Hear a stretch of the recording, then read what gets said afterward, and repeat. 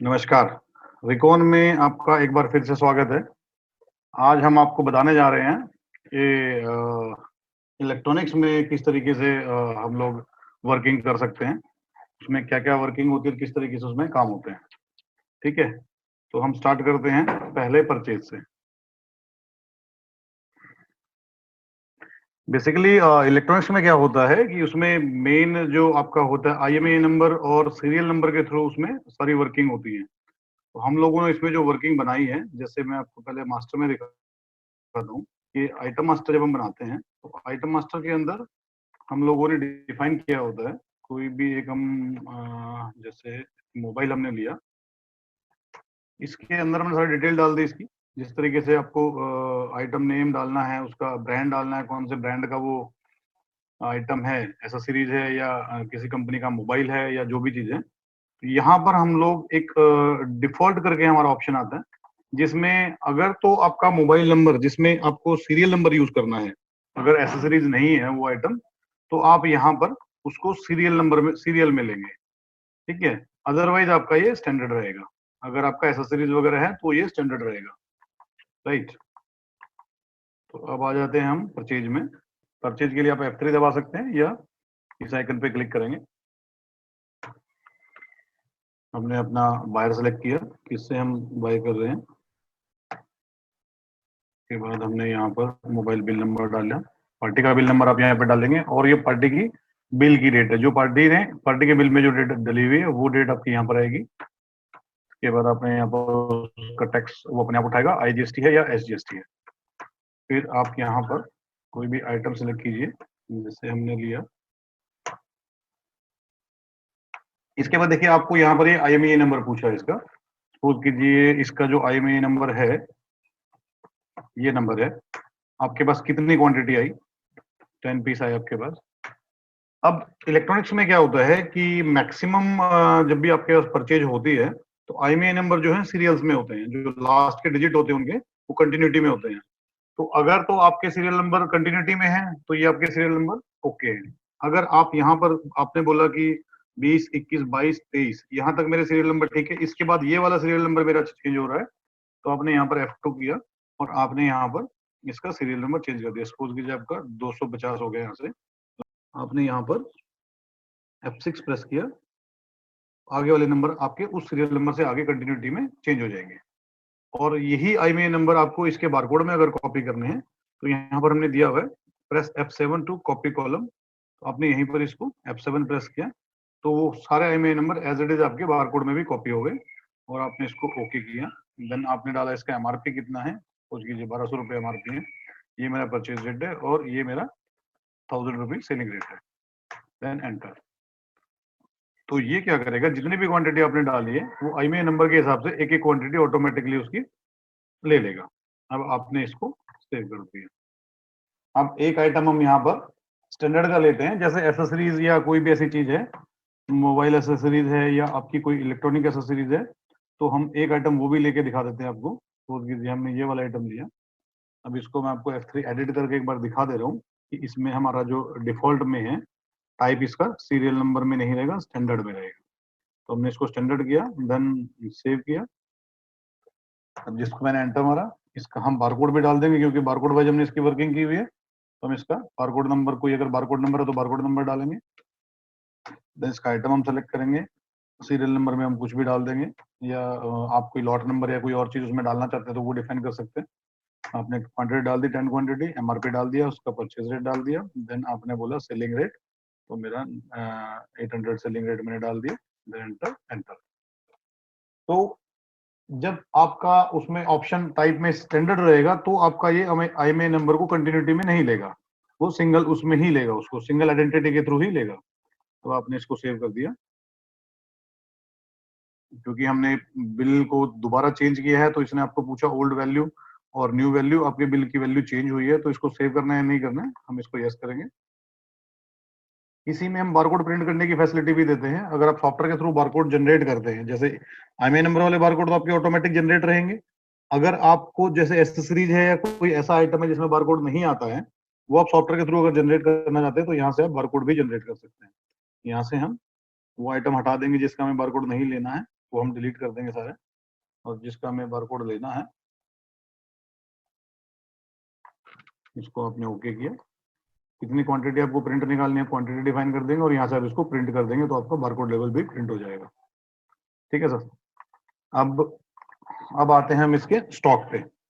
हमने यहाँ पर स्टॉक स्टेटस में गए, हमने यहाँ पर ये वाला आइटम लिया तो इसमें 31 पीस दिखा रहा है। हमने यहाँ पर F10 करके हम अगर इसका नंबर वाइज या सीरियल नंबर वाइज स्टॉक देखना चाहते हैं तो हम इस पे F10 करेंगे। तो यहाँ पर देखिए आपको ये तो पुराना वाला स्टॉक है ऊपर, नीचे हमने अभी जो चढ़ाया है ये सीरियल नंबर देखिए 20, 21, 22, 23, देन 50, 51, 52, 53, 54, 55 के आसपास। ये आपके सिंगल आइडेंटिटी में सारे सीरियल नंबर के हिसाब से सारा स्टॉक आपका आ गया। और ऊपर 10 पीस हमने ये चढ़ाए थे जिसमें हम विदाउट IMEI नंबर के हिसाब से चढ़ाए थे, तो F10 करेंगे तो इसमें देखिए आप एक ही सीक्वेंस में आपके 10 क्वांटिटी आ रही है। अब हम इसी आइटम का सेल करते हैं। F4 किया हमने, सेल पे गए,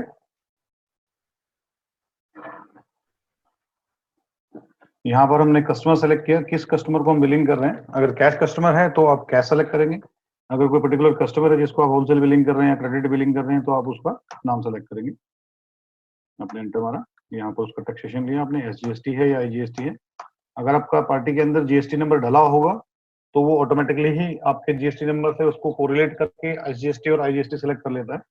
अब यहाँ पर बारकोड, अगर आप स्कैनर है, आप बारकोड स्कैन करके लेना चाहते हैं तो आप IMEI नंबर को स्कैन करके ले सकते हैं, अदरवाइज आप यहाँ पर एंटर मारेंगे तो आपका प्रोडक्ट की लिस्ट आएगी। अब आपने प्रोडक्ट सेलेक्ट किया कि कौन सा प्रोडक्ट आपको लेना है, आपने यहाँ पर एंटर किया, यहाँ पर IMEI नंबर की आपकी लिस्ट आ गई पूरी, कौन सा IMEI नंबर आपने लेना है। आपने बोला कि ये वाला IMEI नंबर है, कितना क्वांटिटी है 8, देन एंटर। सेकंड आइटम हमने लिया, हम एसेसरीज लेते हैं, एसेसरीज हमने लिया, इसमें एक क्वांटिटी, देन एंटर। इसके बाद हमने इसको सिंपली, अगर आपने कोई डिस्काउंट देना है आइटम वाइज तो आप डिस्काउंट यहाँ पर दे सकते हैं। सपोज कीजिए 10% या 5% मैंने डिस्काउंट दिया तो मैंने यहाँ डिस्काउंट दिया। अगर आप बिल पे डिस्काउंट देना चाहते हैं तो आप बिल का डिस्काउंट यहाँ पर दे सकते हैं, पूरे बिल पे मैंने 10% डिस्काउंट दिया। देन आपने इसको सेव किया। प्रिंट करना चाहते हैं तो प्रिंट कर लीजिए, आपने इसको ईमेल करना है तो आप यहाँ पर ईमेल व्यूअर सेलेक्ट करेंगे, अगर आपने इसको PDF में लेना तो आप PDF व्यूअर लेंगे। मैं आपको इसको PDF व्यूअर में दिखा दे रहा हूँ। आपने ओके किया, बिल फॉर्मेट आपका जैसा सेटिंग रहेगा उस तरीके से आपका बिल का प्रिंट आउट निकल जाएगा। तो ये इस तरीके से आपका प्रिंट आउट निकल जाएगा। यहाँ पर आपका आइटम नेम, क्या कलर था उसका, IMEI number, quantity, MRP rate, discount, then amount और टैक्सेशन वगैरह, जिस तरीके से आपका बिल फॉर्मेट सेटिंग रहेगा उस तरीके से आपका प्रिंट आउट ये निकल जाएगा। अब हम देख लेते हैं इसकी रिपोर्ट।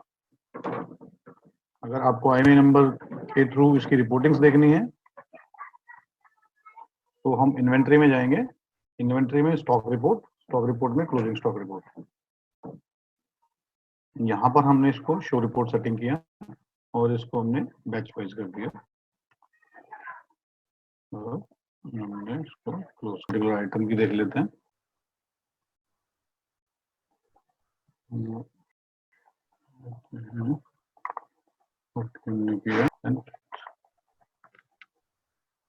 तरीके से आपको इस आइटम की IMEI नंबर के थ्रू रिपोर्ट मिल जाएगी, कौन कौन से IMEI नंबर का आपके पास स्टॉक बचा हुआ है और कितना बचा हुआ है टोटल। ठीक है,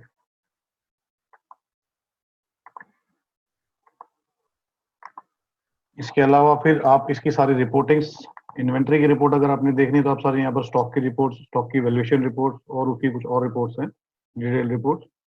अकाउंटिंग में आपका पूरा अकाउंटिंग पोर्शन, देन आपकी रिपोर्टिंग में सारे अकाउंट्स की रिपोर्ट आ जाती है, सेल्स की रिपोर्ट, परचेज की रिपोर्ट, आपका gross profit report. Then reportings में आप GST रिपोर्ट अगर देखना चाहते हैं तो सारी GST की रिपोर्ट इसमें डाली हुई है। अगर आपने कंप्लीट GST की रिपोर्ट्स का डेमो देखना है तो यूट्यूब चैनल पे, हमारे यूट्यूब चैनल पे इसकी सारी वीडियोस डली हुई हैं, आप उसमें ये सारी रिपोर्टिंग्स देख सकते हैं। और ज्यादा डिटेल के लिए, सॉफ्टवेयर का डेमो देखने के लिए या सॉफ्टवेयर में और ज्यादा चीजें समझने के लिए दिए हुए नंबर्स पे कॉन्टेक्ट करें।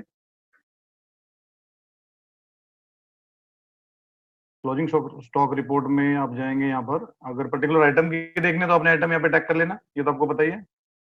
यहाँ पर आपने आइटम सेलेक्ट किया, सपोज कीजिए ये वाला आइटम था मेरा, इसको मैंने ओके किया। जैसे हम बैच की रिपोर्ट देखते हैं उसी तरीके से आपको यहाँ पर आइटम बैच वाइज पे क्लिक करना है और नीचे और साथ में जो चीजें एक्सपायरी डेट इसमें होती नहीं, IMEI नंबर इसमें होता है, तो IMEI नंबर पे आप क्लिक करेंगे और इसको प्रिंट करेंगे तो आपको IMEI नंबर के थ्रू उसकी रिपोर्ट निकल जाएगी। ये आपकी ठीक है, IMEI नंबर के थ्रू रिपोर्ट आ गई।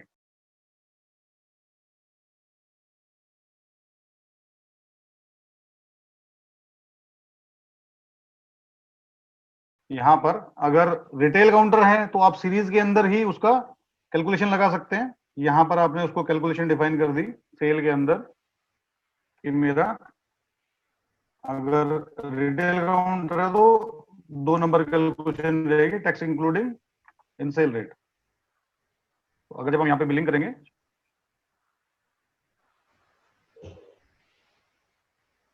और कैश का लेजर, जब कैश की बिलिंग होती है तो कैश के लेजर के अंदर अदर डिटेल में ये ऑप्शन दिया होता है यहाँ पर कि आपको इसकी बिलिंग बाय डिफॉल्ट कैश में रखनी है और इसका अगर डिफॉल्ट रेट आपने MRP जो भी डिफाइन किया उस पर आपकी बिलिंग रहेगी। ये सेटअप से भी होती है, अगर आपने यहाँ पे डिफाइन कर दिया तो ये यहीं से आपकी चलेगी।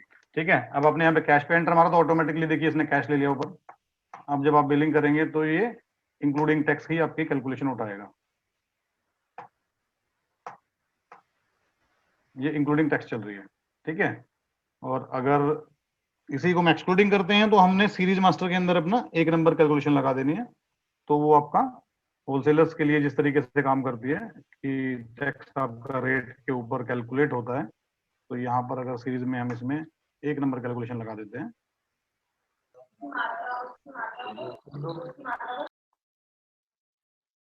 ठीक, रिटेल काउंटर में क्या होता है कि आपको ये वैसे मैंने डिपार्टमेंट स्टोर वाले में भी दिखाया था आपको।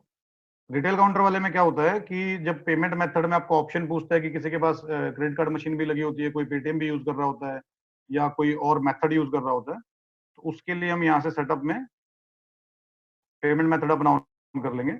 यहाँ पर जाएंगे हम पेमेंट मेथड में और यहाँ पर हमने इसको अगर मल्टी कर लिया यहाँ पे और हमने कैश में डिफाइन कर दिया उसका कैश का लेजर।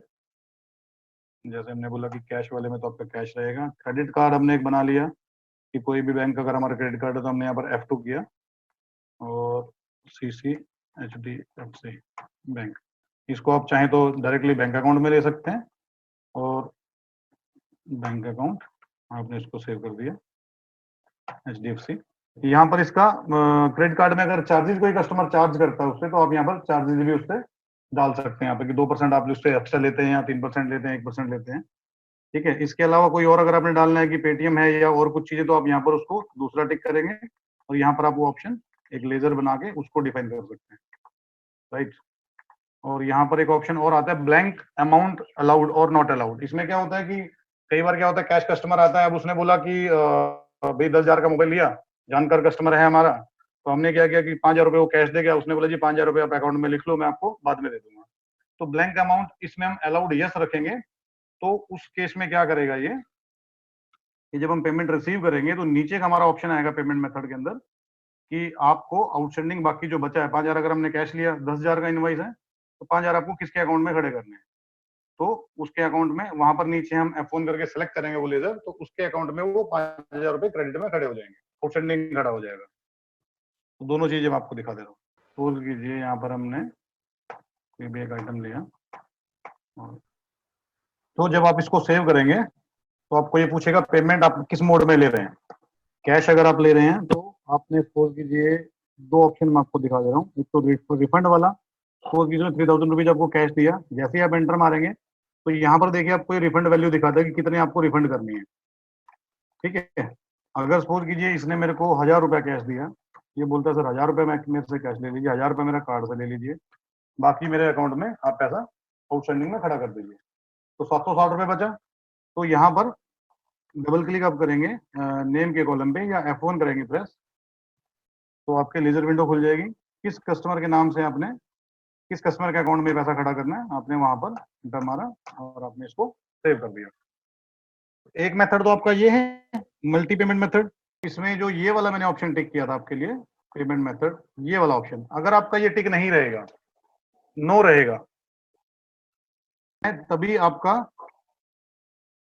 आपका इसने ये वाला ऑप्शन ऑन किया कि आप इसको आउटस्टैंडिंग में दूसरे अकाउंट में खड़ा कर सकते हैं। सॉरी, अब क्रेडिट कार्ड में ये वाला ऑप्शन तभी आपका ऑन होगा जब आप सिस्टम पैरामीटर में ये वाला ऑप्शन यस रखेंगे। अगर आपने ये यस नो रखा है तो आपका फिर वो ऑप्शन नहीं काम करेगा। ठीक है, इसमें दूसरा ऑप्शन क्या होता है कि सपोज कीजिए कस्टमर कहता है नहीं मेरा खाली कैश का ही है, मैं कैश के अलावा कुछ नहीं लेता हूं, तो आपने यहाँ पर ओनली मल्टी की जगह पे आप खाली इसको बिल कर देंगे और यहाँ से इसको आप ये वाला अकाउंट हटा देंगे और इसको आपने ओके कर दिया।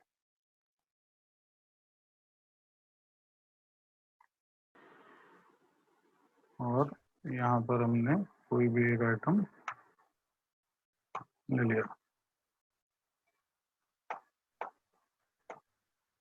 अब हम इसको जब सेव करेंगे तो हमारी देखिए इस तरीके से विंडो खुलेगी। जब हम उसको मल्टी फंक्शन मल्टी पेमेंट में खाली बिल रखेंगे, अगर हमने यहाँ पर डाला कि उसने हमारे को 2000 रुपए का नोट दिया तो आपको यहाँ पर रिफंड वैल्यू आपको पता चल जाएगी। इसमें एक ऑप्शन और है, जब आप रिफंड वैल्यू इसको ओके करते हैं तो आपके सामने एक बड़ी विंडो चेंज की खुल जाती है। इसमें फिर ये इस तरीके से चेंज वैल्यू ये आपका आ गया बड़ा बड़ा। तो इसमें दो ऑप्शन होते हैं, जब तक आप इसके एंटर नहीं मारेंगे तब तक ये हटेगा नहीं, या आप इसको डायरेक्टली चाहते हैं कि जैसे ये खुले प्रिंट हो और ये विंडो ऑटोमेटिक हट जाए, तो दोनों ऑप्शन इसमें दिए हुए हैं। ठीक है, अब इसमें एक ऑप्शन और है हमारा कंट्रोल एच, जो रिटेलर्स के लिए बहुत बढ़िया ऑप्शन है। हिस्ट्री, हिस्ट्री में आप मोबाइल नंबर के थ्रू सर्चिंग कर सकते हैं, कस्टमर के नाम के थ्रू सर्चिंग कर सकते हैं। इसमें हमने दिया हुआ है ऑल है, स्टार्ट विद है, मतलब किससे स्टार्ट हो रहा है, लाइक किसके तरीके से इक्वल क्या लिखा हुआ है एग्जैक्टली। तो आप यहाँ पर हर तरीके से उसको सर्चिंग कर सकते हैं, मोबाइल नंबर से भी सर्चिंग कर सकते हैं। अगर कोई पर्टिकुलर जैसे बारकोड या IMEI नंबर आप बोले तो हम इसको देख लेते हैं, जो हमारा सेल हुआ है अभी, इसको आप टाइप करेंगे रीड डेटा करेंगे तो आपको यहाँ पर इसकी पूरी हिस्ट्री दिखा देगा कि ये पर्टिकुलर बारकोड या EMI कह लीजिए, पर्टिकुलर EMI हमने IMEI नंबर किसको सेल किया है, कब सेल किया है। अगर यहाँ पर आप मोबाइल नंबर, इसमें यहाँ पर सारे ऑप्शन दिए हुए टिक करने के लिए, मोबाइल नंबर के थ्रू आपने देखना है या एंटर्ड बाई किसने किया है, तो वो सारी चीजें हम यहाँ पर डाल सकते हैं। ठीक है, तो जो रिटेल वाली विंडो में हम सारी चीजें डिफाइन करते हैं, मोबाइल नंबर, पार्टी का नाम, हमने बोला कि 9988835757, इस नंबर से हमारे को सर्चिंग करनी है, मोबाइल नंबर भी आ जाए, पेशेंट का नेम भी आ जाए, सारी चीजें आ जाए। तो रीड डेटा किया तो इस नंबर पे उसने पूरी हिस्ट्री दिखा दी, ये डेट में ये मोबाइल नंबर पे ये प्रोडक्ट इसने इतनी इतनी क्वांटिटी इतना इतना हमसे परचेज किया है। तो ये हिस्ट्री रिपोर्ट आप रिटेलर के लिए बहुत बढ़िया चीज है। आप उसको नेम से, बारकोड से, उसके मोबाइल नंबर से, उसके एड्रेस से, हर तरीके से उसको सर्च कर सकते हैं। ठीक है।